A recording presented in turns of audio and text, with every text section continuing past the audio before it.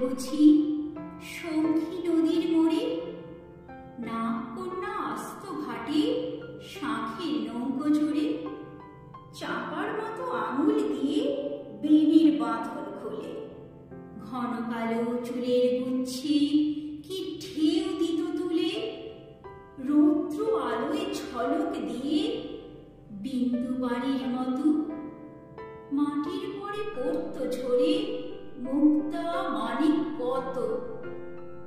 নাগকেশরের তলায় বসে পদ্ম ফুলের কুঁড়ি, দূরের থেকে কে দিত তার পায়ের তলায় ছুঁড়ি।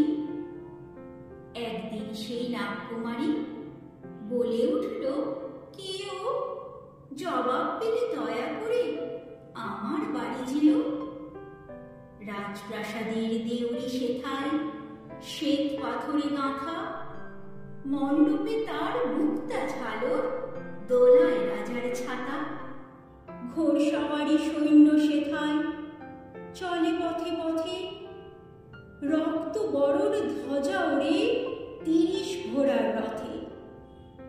আমি থাকি মালঞ্চেতে রাজবাগানের মালি, সেইখানেতে জুথির বনে সন্ধ্যা প্রদীপে জ্বালি। রাজকুমারীর তরে সাজাই কনক চাপার ডালা, বেণীর বাঁধন তরে গাঁথি শ্বেত করবীর মালা। মাধবীতে ধরল কুঁড়ি, আর হবে না দেরি, তুমি যদি এসো তবে ফুটবে তোমায় ঘেরি।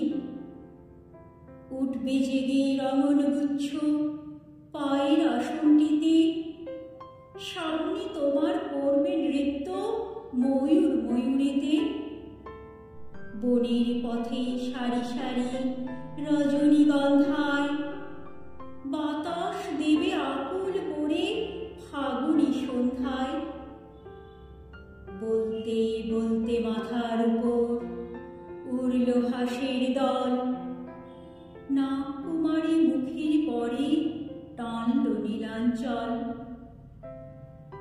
ধীরে ধীরে নদীর পরে নামল নীরব পায়ে, ছায়া হয়ে গেল কখন চাঁপা গাছের ছায়ে। সন্ধ্যা মেঘের সোনার আভা মিলিয়ে গেল জলে, পাতল রাতি তারা গাঁথা আসন শূন্য তলে। পাতল রাতি তারা গাঁথা আসন শূন্য তলে।